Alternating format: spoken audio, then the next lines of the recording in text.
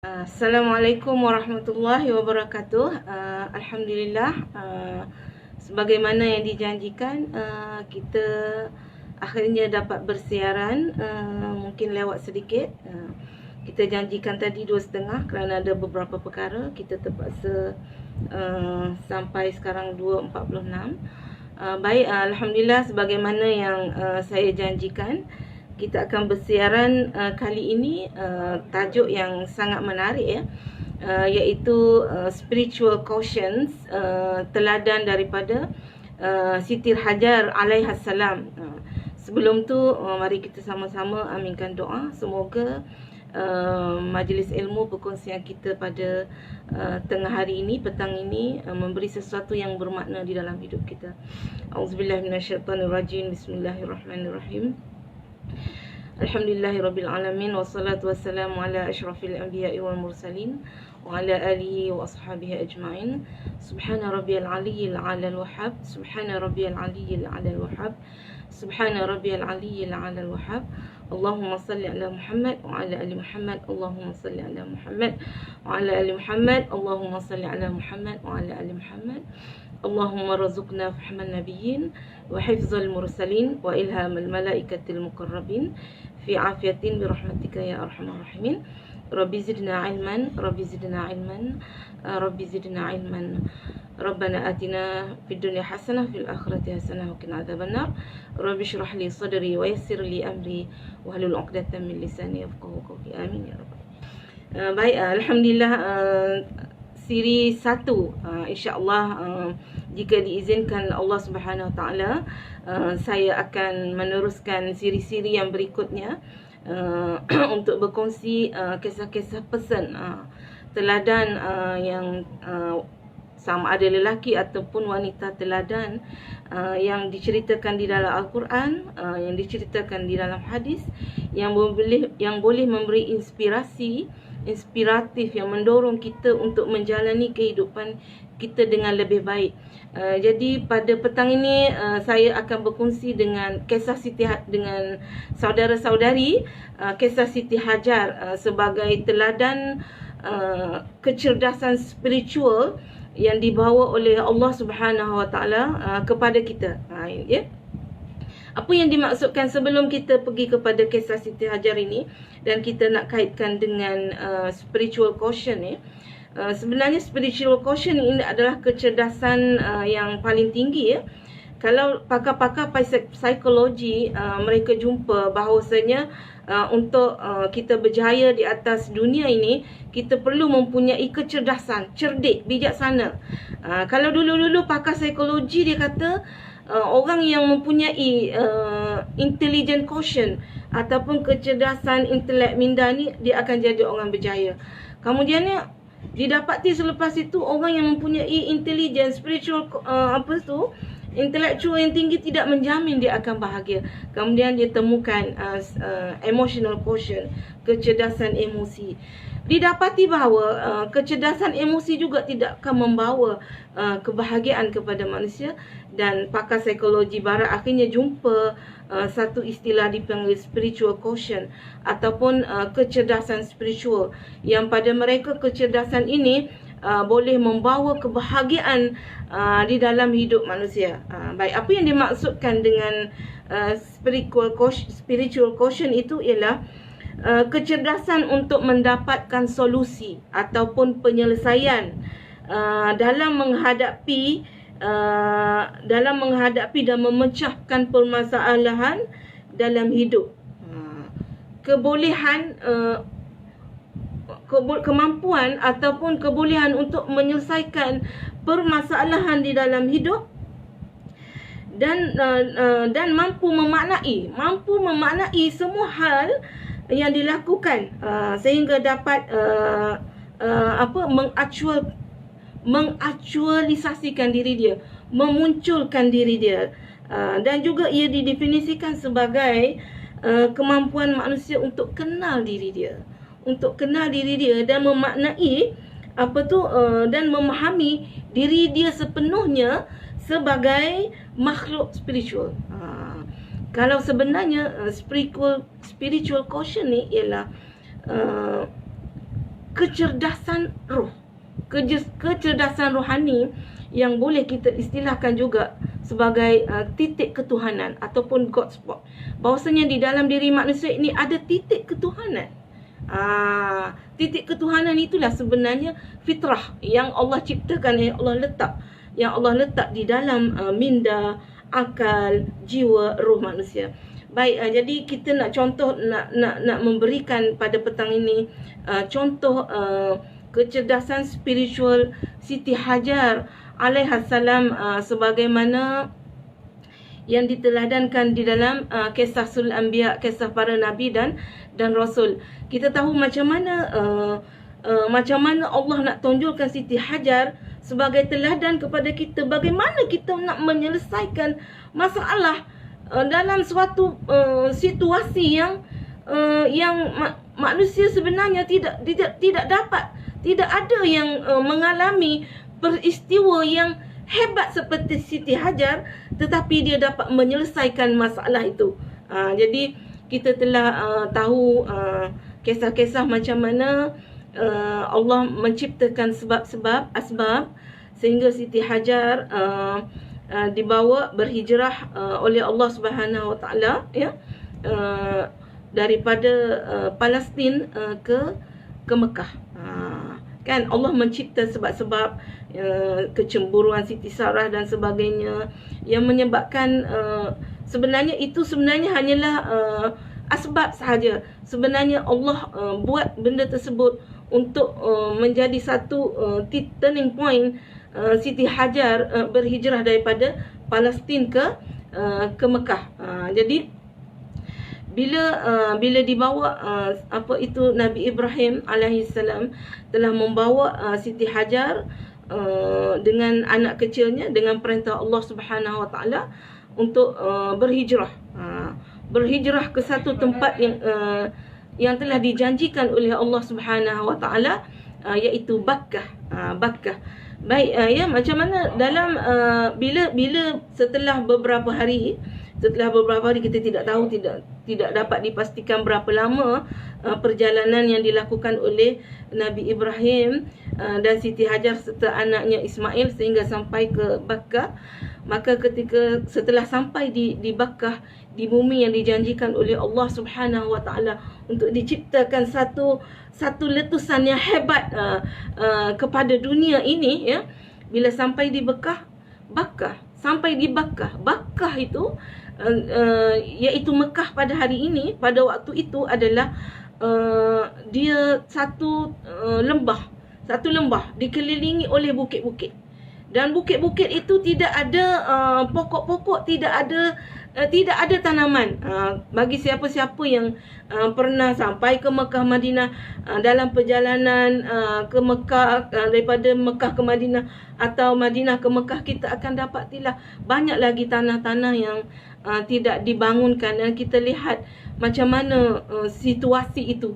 Jadi situasi yang pada masa Nabi Ibrahim meletak bersama Siti Hajar sampai ke Mekah, situasi itulah yang tidak ada sebarang penempatan dan tidak ada sebarang pokok. Dia satu tanah yang tandus dan dikelilingi oleh bukit bukau, ya.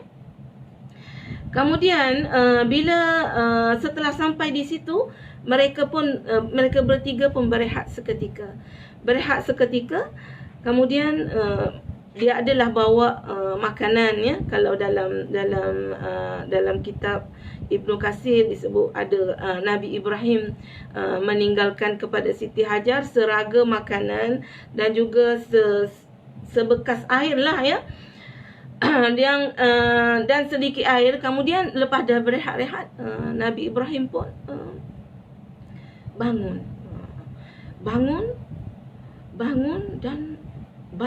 bangun dia itu berjalan seperti dia akan pergi dah, seperti dia tidak akan duduk situ tanpa berkata sepatah pun kepada isteri dan anaknya Ismail.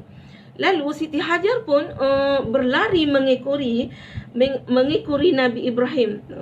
Jadi semakin laju Nabi Ibrahim berjalan, maka semakin laju Siti Hajar memegang baju Nabi Ibrahim, dan dia bertanya berulang kali, mararan, ya.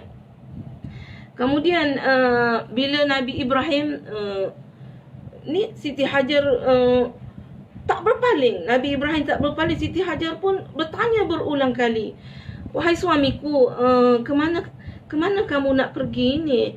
Adakah kamu akan meninggalkan saya dengan anak ini, dengan anak kecil ini, dengan bekalan yang sedikit ini?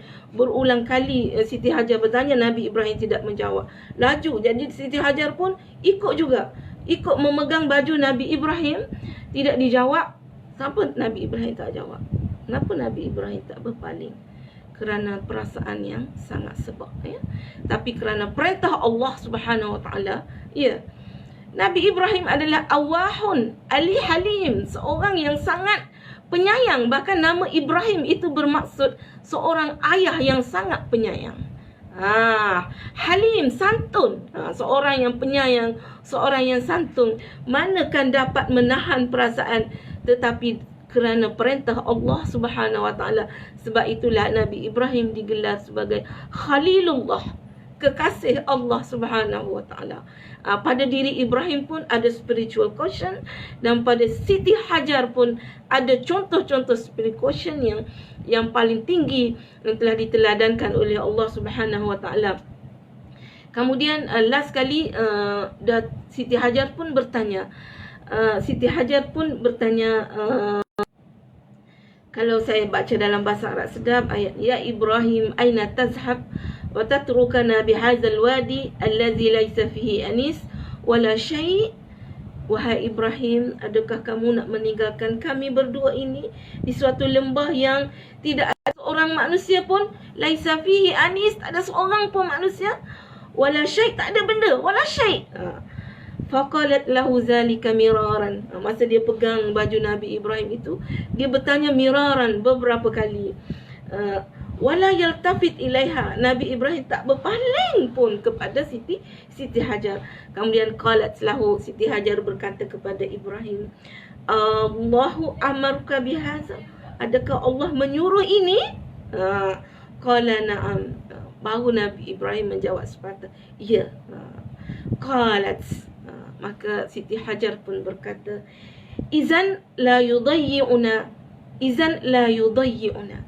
Kalau macam tu, aku yakin Tuhan tidak akan mensia-siakan kami. Summa raja'an, kemudian dia lepaskan baju Nabi Ibrahim dan kembali semula kepada anaknya di tempat yang telah diletakkan oleh Nabi Ibrahim. Kemudian Nabi Ibrahim alaihi salam berjalan sepantas yang boleh dengan hati yang penuh hibah, ya. Rasa macam mana? Orang lelaki yang paling hebat, orang lelaki yang santun ini, setelah dia yakin isterinya tak dapat lihat, dia yakin dah Siti Hajar tak nampak dah dia, lalu dia pun berpaling. Baru dia berpaling setelah dia naik ke tempat yang tinggi, lalu dia berpaling kepada tempat Siti Hajar dan juga anak yang dikasihinya Ismail, isteri yang dicintainya Siti Hajar. Lalu dia pun menadah tangan kepada Allah Subhanahu Wa Taala dan berdoa. Mari kita sama-sama berdoa. Semoga doa Nabi Ibrahim ini juga menyentuh diri kita kepada generasi kita, anak-anak kita. A'udzubillahi minasyaitonirrajim. Bismillahirrahmanirrahim. Rabbana inni askantu min zurriyyati biwadin ghairi zi zar'in indaka baitikal muharram. Rabbana liyuqimus shalah faj'al af'idatan minan nasi tahwi ilaihim warzuqhum minas samarat la'allahum yashkurun. Kan dalam surah Ibrahim ayat 37. Mari kita baca 3 kali doa ini. 1, 2. Rabbana inni askantu min zurriyyati biwadin ghairi zi zar'in inda baitikal muharram. Rabbana liyuqimus shalah faj'al af'idatan minan nasi tahwi ilaihim warzuqhum minas samarat la'allahum yashkurun. Rabbana inni askantu min zurriyyati biwadin ghairi zi zar'in inda baitikal muharram. Rabbana liyuqimus shalah faj'al af'idatan minan nasi tahwi ilaihim warzuqhum minas samarat la'allahum yashkurun. Amin amin ya rabbal alamin. Apa maksud dia? Wahai Tuhan kami, sesungguhnya aku telah menempatkan sebahagian dari zuriat keturunanku di sebuah lembah tanah suci Mekah itu yang tidak ada tanaman padanya di sisi rumahmu yang diharamkan mencerobohinya. Wahai Tuhan kami, mereka ditempatkan di situ supaya mereka mendirikan solat dan memakmurkan dengan ibadat. Oleh itu jadikanlah hati sebahagian dari manusia tertarik gemar kepada mereka supaya datang beramai-ramai ke situ, dan kurniakanlah rezeki kepada mereka dari berbagai-bagai jenis buah-buahan dan hasil tanaman sehingga mereka bersyukur. Ya Allah, barakahinya doa Nabi Ibrahim. Semoga kita juga mendapat cebisan ataupun tempias daripada doa Nabi Ibrahim. Apa itu? Hati-hati yang cenderung untuk pergi ke situ. Jadi kalau hati kita itu cenderung untuk pergi ke situ, maka kita sebenarnya telah mendapat tempias daripada doa Nabi Ibrahim alaihi salam yang dia doakan kepada kita, supaya hati-hati manusia tu seronok nak pergi ke situ. Dalam ramai kawan-kawan Kak Rai yang sampai ke sana, tak ada seorang pun yang kata, saya tak nak pergi dah ke Mekah ini. Tapi bila balik, nak pergi lagi. Dan kalau kita lihat macam mana barakahnya doa Nabi Ibrahim itu, kita tengok Mekah kan, dia tak ada tanaman-tanaman, tapi buah-buahannya sangat sedap. Sangat lazat Allah anugerahkan kepada Mekah berkah doa Nabi Ibrahim. Baik, kembali kepada Siti Hajar. Kembali kepada kisah Siti Hajar. Tadi setelah Ibrahim meninggalkan Siti Hajar dan Ismail dengan sebab perintah Allah Subhanahu Wa Taala, dia tinggallah kerajaan. Dia pun kembalilah duduk situ, duduk berehat. Kenapa dia duduk berehat di situ? Tak ada, sebab dia yakin kalau la yudayyi'un Allah tidak akan mensia-siakan. Mesti ada sesuatu hikmah ataupun sebab ataupun punca Allah meletakkan aku di sini. Lalu dia pun berehat di situ, dan dia makan dan minum bekalan yang ditinggalkan oleh suaminya. Kemudian tak berapa lama kemudian habis. Air itu habis. Makanan kurma yang seraga tu pun dah habis. Bila dah habis, apa? Lapar, anak-anak tu nak minum. Ibu perlukan makanan yang sihat, perlu makan kurma, perlu minum air banyak. Minum air banyak supaya dapat menghasilkan susu yang banyak untuk anak menyusu. Jadi dah habis makanan tersebut. Siti Hajar pun dah tak ada air sebab kawasan yang tandus. Lalu menangislah anak tersebut. Apa perasaan ibu ya bila anak menangis? Macam kita masa PKP ni lah ya. Kalau makanan tak ada di dapur, kita keluar cari. Kita nak bagi makan, nak seronok supaya anak kita bahagia. Ya, anak kita bahagia. Siapa kat pasar tu, apa semua benda yang kat pasar tu nak beli untuk bagi makan kepada anak kita, itu kita. Ini untuk lestari hidup ya. Lalu dia pun Siti Hajar yakin, sebab dia spiritual quotient, dia tahu bahawasanya bila Allah meletakkan sesuatu, maka ada sesuatu yang Tuhan akan beri. Tetapi kita kena usaha, kita perlu berusaha ya. Macam mana Siti Hajar tadi, bila dah habis, lalu dia pun makanan dah habis, anak menangis. Lalu dia melihat bukit yang terdekat dan tinggi. Lalu dia pun berlari ke Bukit Safa. Dia sampai ke Bukit Safa, dia tinjau, kok ada manusia yang boleh dia laung, dia boleh minta tolong. Oh, tidak ada. Oh, tidak ada orang di sini. Lalu dia pun berlari ke, di sana ada satu bukit lagi yang lebih tinggi ya. Dia berlari ke sana. Itulah Bukit Marwah. Dia berlari, dia naik ke atas sana. Tinjau tidak ada orang, tidak ada orang. Dia pun sambil mata tengok anaknya juga ya, di lembah itu. Lalu dia pun berlari ke Bukit Safa kembali. Mudah-mudahan ada orang yang dia boleh minta tolong. Dia berlari ke sana ke sini, ke sana ke sini. Ke sana ke sini juga ya. Berlari ke sana ke sini ya.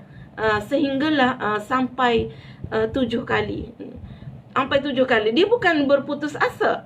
Kalau tidak kerana itu, kerana dia mendengar suara, dia mungkin akan berlari lagi, ya. Dia tidak akan putus asa. Jadi setelah 7 kali berlari antara Bukit Safa dan Marwah, cuba bayangkan tuan-puan, kita berlari antara, kita bersa'i antara Safa dan Marwah itu 7 kali. Sebenarnya wanita hebat inilah yang memunculkan diri dia sebagai teladan kepada manusia. Daripada peristiwa Siti Hajar berlari mencari air untuk anaknya Nabi Ismail, itulah maka kita proses itu menjadi rukun di dalam umrah dan juga rukun di dalam ibadat haji, ya, sa'ir. Dan mudah-mudahan, ya, semoga setiap kita berjalan di antara Safa dan Marwah itu, kaki kita melekat di tapak kaki Siti Hajar berlari untuk mencari air untuk anaknya, ya. Ketika safar di Bukit Marwah, dia melihat malaikat, suara berbunyi sah yang memaksudkan diri dia lah sah. Kemudian dia melihat malaikat menggali tanah, dan keluarlah air yang mengalir, yang anak dia pun datang ke situ. Zam-zam. Itulah telaga Zam-zam yang ada pada hari ini, yang airnya tidak pernah kering, yang berapa ribu tahun kita daripada zaman Nabi kita menikmati air Zam-zam sebagai sumber air yang sangat bagus, mineral yang terbaik di atas muka bumi ini, ya. Baik, itulah contoh-contoh kecerdasan spiritual yang perlu kita tiru, iaitu kita memaknai kehidupan kita di atas dunia ini, ya. Di atas dunia ini sebenarnya Tuhan buat kita tidak sia-sia. Apa masalah pun yang kita hadapi, apa kedudukan pun kita yang kita nikmati, yang kita hadapi sekarang, sebenarnya hidup kita ini adalah makna. Sebenarnya Allah menjadikan kita ini ada tujuan di atas muka bumi ini, ya. Tujuannya untuk beribadat. Dan apa tujuan ibadat? Ibadat itu ialah untuk mencapai redha Allah Subhanahu wa ta'ala. Itu kisah Siti Hajar, bagaimana seseorang yang mempunyai kecerdasan spiritual yang tinggi, di saat semua kecerdasan lain sudah tidak mampu berfungsi, sebenarnya pada diri kita ada satu kecerdasan yang telah dianugerahkan oleh Allah Subhanahu wa ta'ala, iaitu kecerdasan roh atau kecerdasan spiritual. Itu definisi barat, tapi dalam definisi Islam ialah kecerdasan roh, atau boleh kita definisikan sebagai seseorang yang telah memiliki halawatul iman, kemanisan iman. Orang yang memiliki ciri-ciri kecerdasan spiritual di dalam Islam, antaranya ialah orang yang memiliki halawatul iman. Halawatul iman itu ialah an yakuna Allah wa rasuluhu ahabba ilaihi mimma siwahuma. Allah dan Rasulnya itu dikasihi lebih daripada semua benda. Jadi macam Siti Hajar tadi, Allah dah perintahkan, Rasul dah perintahkan, jadi buat apa nak merungut, buat apa nak apa, ikut saja, mesti ada kebaikan. Itu tanda-tanda ciri-ciri kecerdasan spiritual yang tinggi yang pada manusia. Yang kedua, sabar. Ada hak tak sabar? Orang yang mempunyai kecerdasan spiritual, kesabaran tidak ada had. Kita tahu sabar, kalau kita orang bergaduh apa semua, sabar ada hadnya tahu. Sebenarnya sabar tidak ada had. Sabar tidak ada had. Sabar dalam Islam tidak ada had, tidak ada limit. Kesabaran yang tinggi, yang itu yang dimiliki oleh Siti Hajar. Kata, oh sabarlah. Sabar pun ada tak ada. Sebenarnya itu diteladankan oleh Siti Hajar. Kesabaran itu tidak ada had. Dan kesabaran ini, orang yang memiliki kesabaran yang tinggi ini dipuji oleh Allah Subhanahu wa ta'ala. Daripada hadis Rasulullah sallallahu alaihi wasallam, ajaban li amril mu'min inna amrahu kullahu khair wa laysa dzaka li ahadin illa lil mu'min in asabathu sarra'u syakara fakana khairan lahu wa in asabathu dharra sabara fakana khairan lahu. Yang bermaksudlah sekadar-kadar Nabi kata, aku merasa takjub, aku merasa hairan dengan urusan orang mukmin ini, ya. Semua benda yang ada di atas dunia ini inna amrahu kullahu khair. Macam Siti Hajar tadilah, inna amrahu kullahu khair. Daripada tempat yang indah di Palestin datang ke tempat yang tak ada apa benda, tinggal di situ, khair. Walaysa zaka li ahadin illa li mu'min. Dan benda ini tidak diberi kepada orang lain kecuali kepada orang mukmin. Apa dia itu? In asabatu sarra syakara, jika ia ditimpa dengan nikmat. Nikmat pun sebenarnya ujian, ya. Ditimpa dengan nikmat, kesenangan, syakara, dia bersyukur, fakana khairan lahu, maka baik bagi dia. Wa in asabatu darra sabara fakana khairan lahu, jika ia ditimpa dengan sesuatu yang tidak menyenangkan dia, sabara, dia bersabar, fakana khairan lahu, maka semua itu adalah baik baginya. Sekian saja untuk siri inspiratif 1, kisah Siti Hajar alaihissalam. Semoga kita jumpa lagi di siri-siri yang lain. Aqul qouli hadza, astaghfirullahal azim li wa lakum. Assalamualaikum warahmatullahi wabarakatuh.